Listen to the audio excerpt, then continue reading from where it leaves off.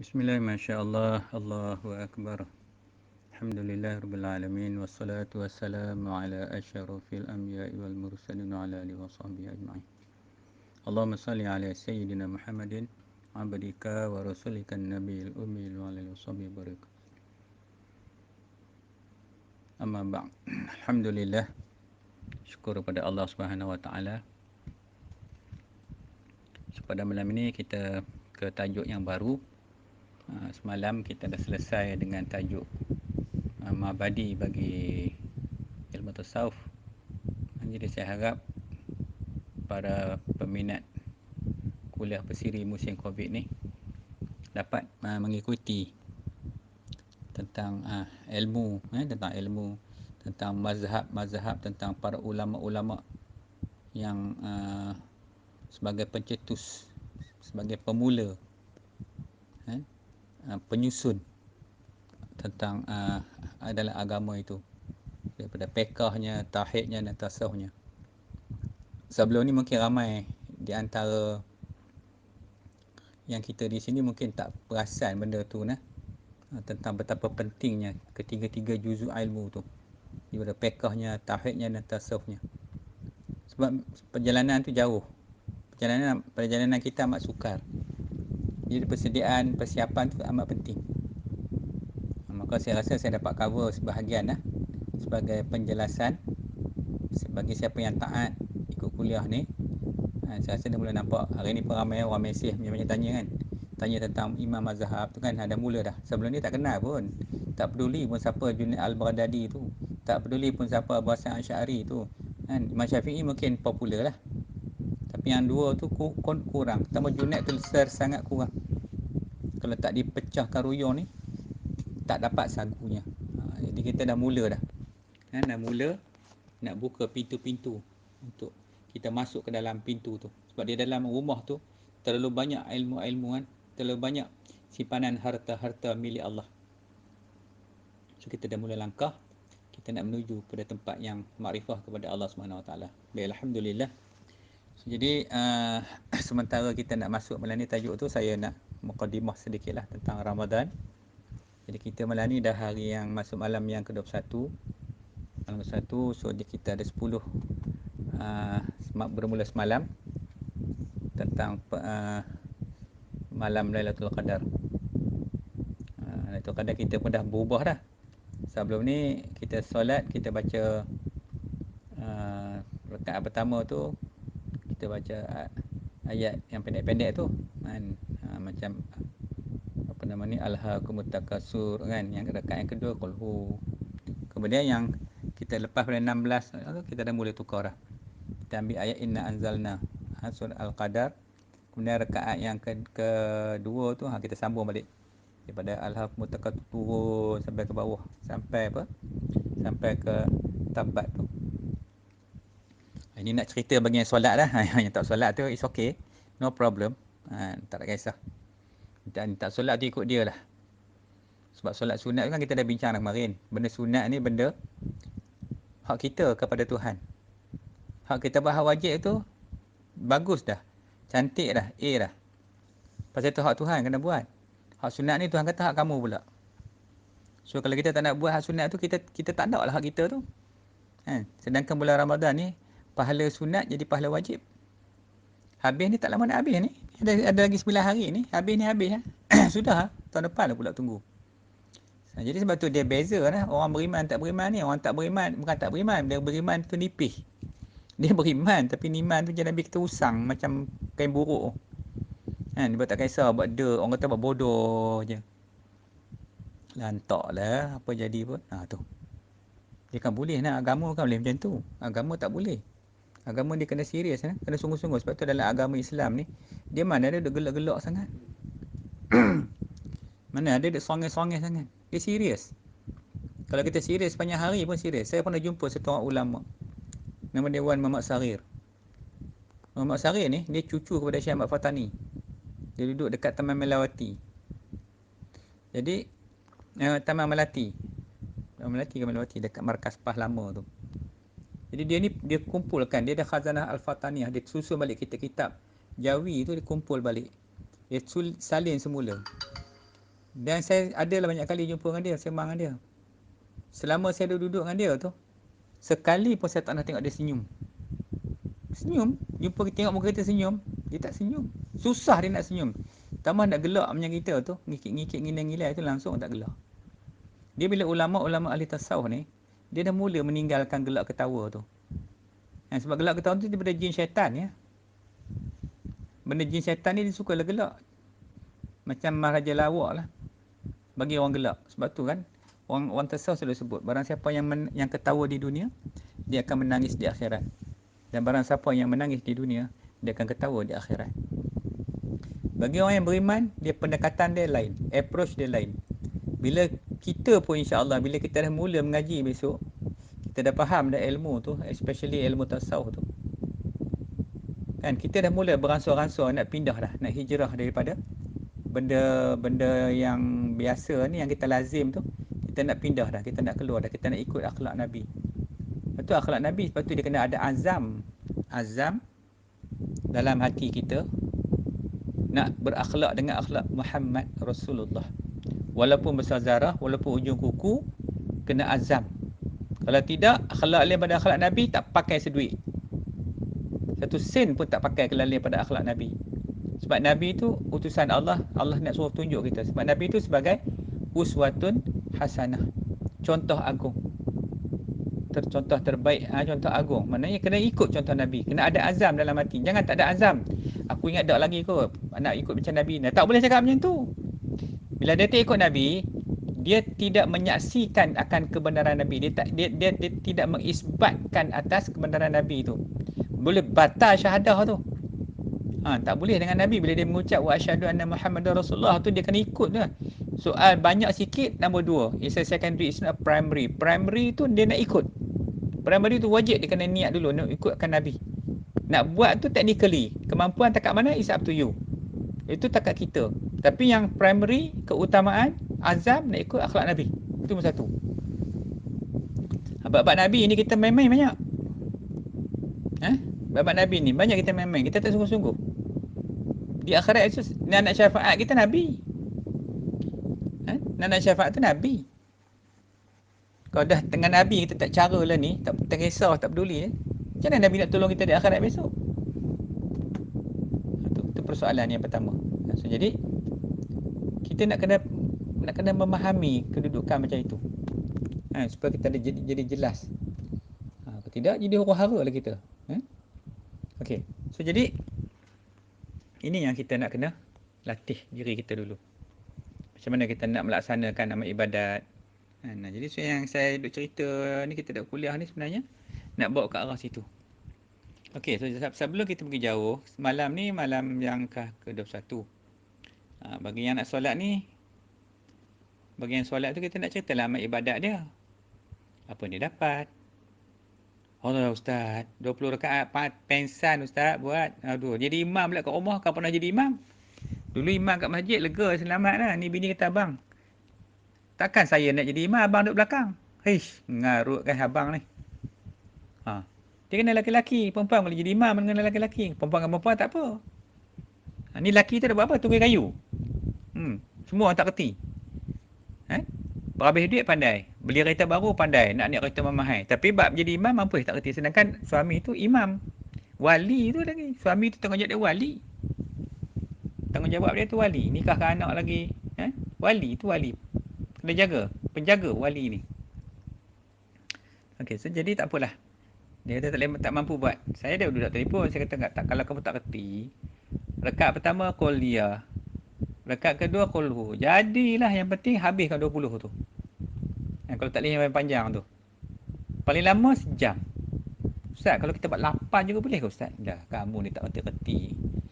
Ni tak kerti Melayu kata macam ni. Tak kerti Melayu ni. Dah cakap dah 8 tu bukannya tarawih. Tu solat malam. Solatul lail. Tarawih ni 20. Tengoklah sahabat tu. Tu Nabi kata, kan, sahabat aku macam bintang. Barang siapa ikutlah mana-mana. Kamu ikutlah mana-mana pun. Omar ke ada berapa puluh ribu, 70 ribu lebih sahabat Rasulullah tu. Ikutlah mana satu kata Nabi, saya akan mendapat petunjuk. Dah Nabi dah cakap, dah ada khabar dah. Duk tak reti lagi. Duk cerita dia juga ni ramai ustaz-ustaz duk datang ceramah tu. Dengarlah ustaz selebriti tu. Tak cari duit ni lain. Dengarlah cakap Tok Guru. Tok Guru kan ada lagi. Jumpa rujuk ke Tok Guru ramai lagi. Tanya ustaz tu juga buat apa? Dia kena beza lah. Ustaz hak cari makan, nak berniaga, hak duk cerita, duk cari followers tu dengan Tok Guru tu tak sama. Tak sama. Faham tak sama? Benda tak sama tu lain.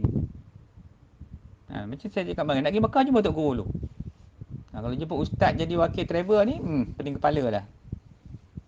Macam mana cerita orang pergi Mekah. Kadang pergi Mekah tu pun tempat orang Melayu Malaysia duduk tu di Arafah tu pun sudah terlepas ke tanah halal dah.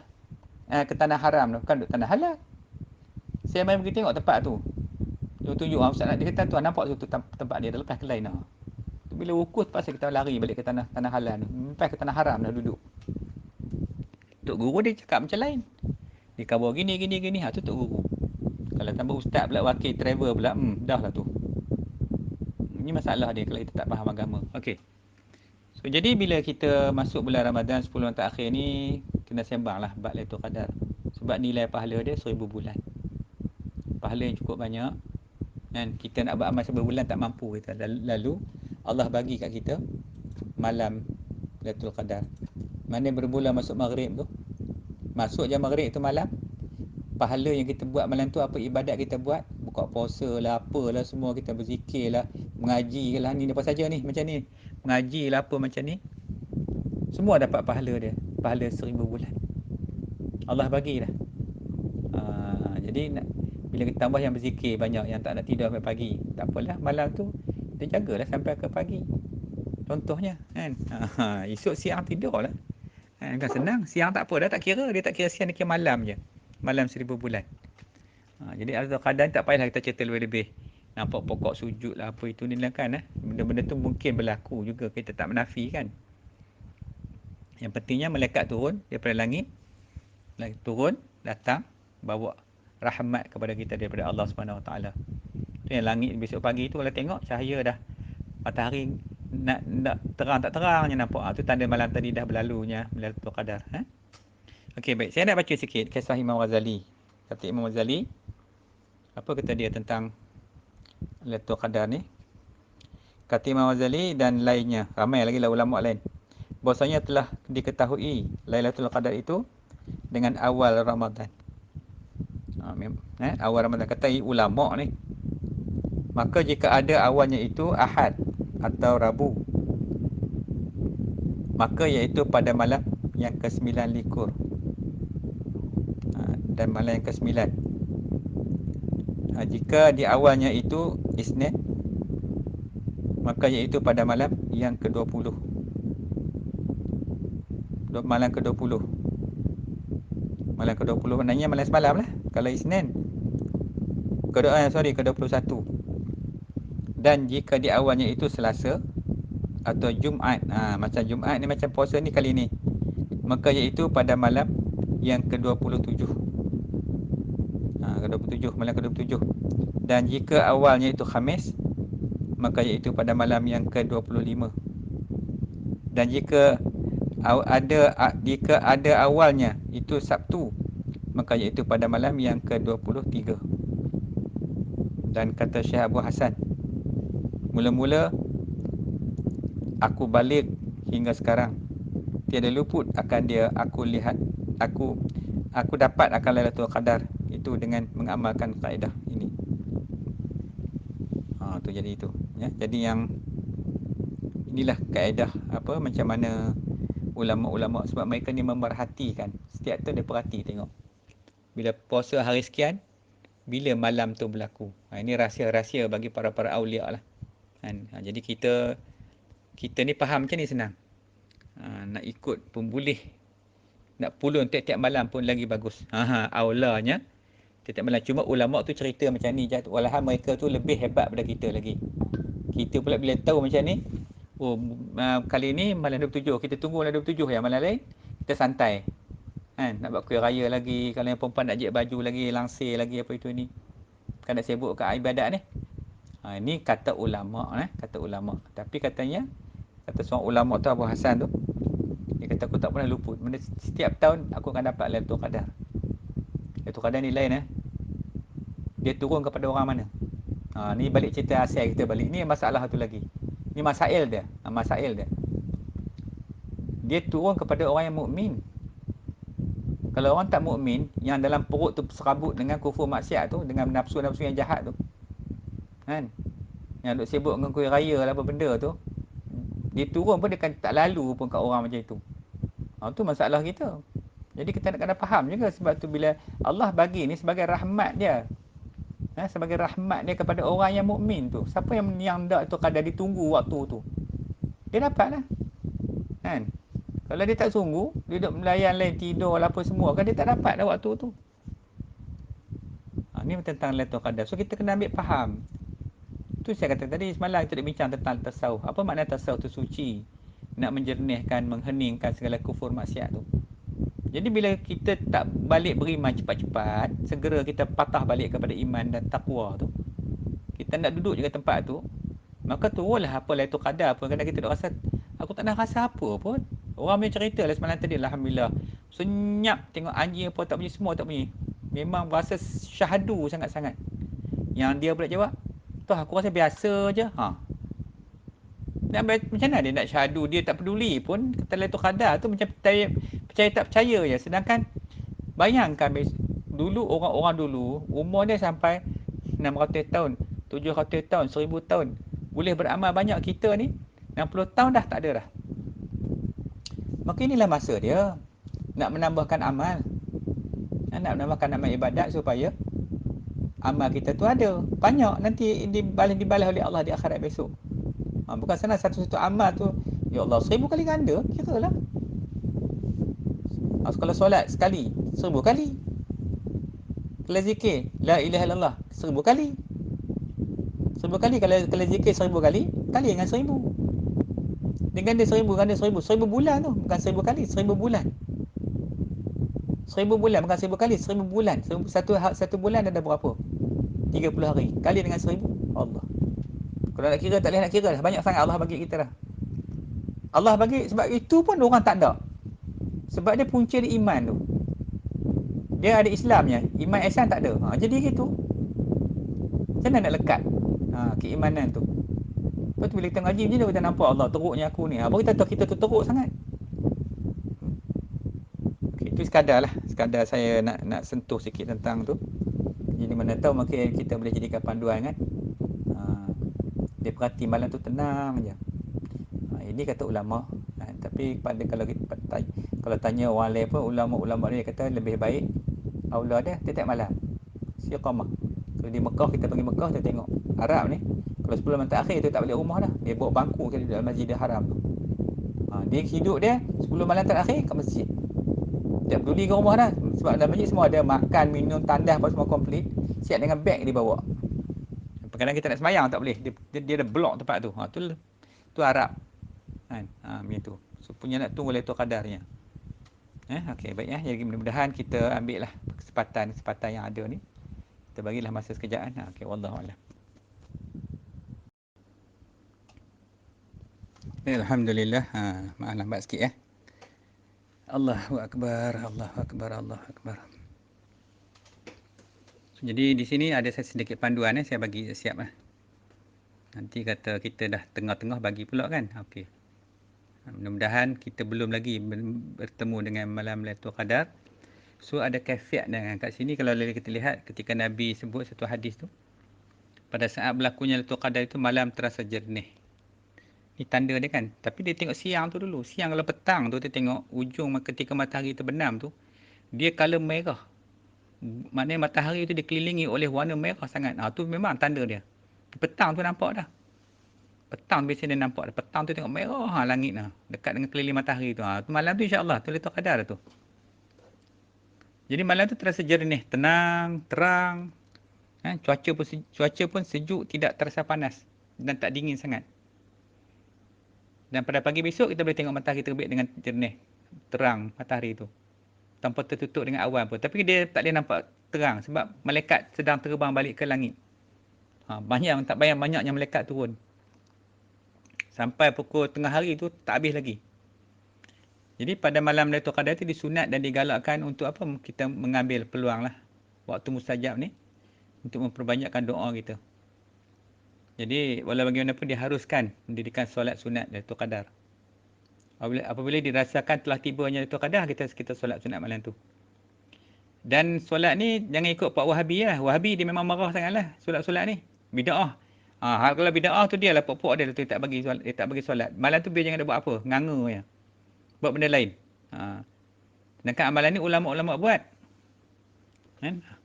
So, jadi kita buatlah satu cara lah. Kita ni ahli sunnah wal jamaah, kita pakai ikut ahli Wahabi tu semua tak ikut. Jadi kenapa buat solat ni? Tanda syukur kita kepada Tuhan. Jadi solat ni senang je. Usolli sunnatan Lailatul Qadri arba'a raka'atin lillahi ta'ala. Jadi dia baca 4 rakaat. Pada setiap rakaat tu dia baca apa ni, surah At-Takasur sekali dan surah Ikhlas. Dia buat dua-dua lah, 4 rakaat tu kan, dua-dua tu kan. Rakaat pertama tu ada dalam panduan tu saya bagi tu. Kata Nabi, 4 jenis zikir yang tidak patut ditinggalkan oleh setiap Muslim sepanjang Ramadan. Pertama, mengucapkan istighfar, kita minta ampun. Yang kedua, memperbanyakkan ucapan syahadah, La ilaha illallah. Yang ketiga, Nabi suruh berdoa mintakan balasan ganjaran syurga. Yang keempat, mohon mardatillah, redha Allah. Dalam sebuah hadis riwayat Al-Tirmizi, Ahmad dan Ibnu Majah, bahawa Aisyah radhiyallahu bertanya kepada Rasulullah SAW, wahai Rasulullah, sekiranya aku berada pada malam Lailatul Qadar, bertepatan dengan malam Al-Qadar, maka apakah yang aku patut buat? Baginda menjawab, Allahumma innaka afuwan karim, tuhibbul af wa fa'fu anni waghfirli. Ada dalam tu nanti. Allahumma innaka afuwan karim, tuhibbul af wa fa'fu anni waghfirli. Ulanglah baca doa tu banyak-banyak. Ya Allah, sesungguhnya Dikaulah Maha Pengampun, Maha Pemurah, lagi suka mengampun, maka ampunlah dan lindungilah kami. Yang kita dah baca hari tu. Bacalah doa tu. Mudah-mudahan doa ni paling aula. Jadi selepas doa, selepas semayang apa pun kita bacalah banyak. Kalau yang kita dah baca tu panjang lagi kan, tapi memadai lah. Yang pendek ni pun kalau boleh baca yang panjang tu, bacalah yang panjang. Okay, lepas semayang solat tu, bacalah doa yang ringkas tu ada dalam ni. Nanti kena tengok benda ni. Saya pun kadang kita tak hafal pasal dia setahun sekali. So, kita kena tengok balik kertas ke panduan. Sekarang ni senang, ada handphone dia, boleh buka handphone tengok dalam tu doa untuk Lailatul Qadar tu. Ini sebagai sempena kita buatlah apa, mudah-mudahan apa ni kita dapat akan Lailatul Qadar tu, pahala 1000 bulan tu. Rasanya kita dah buat dah setiap tahun, cuma kita tak tahu yang kita buat tu betul ke, dapat ke Lailatul Qadar tu yang setiap tahun kita buat. Tu insya-Allah. Ini sebagai panduan je lah saya bagi ni, guideline ni, mudah-mudahan kita dapat beramal dengan lebih baik lagi lah. Wallahu a'lam.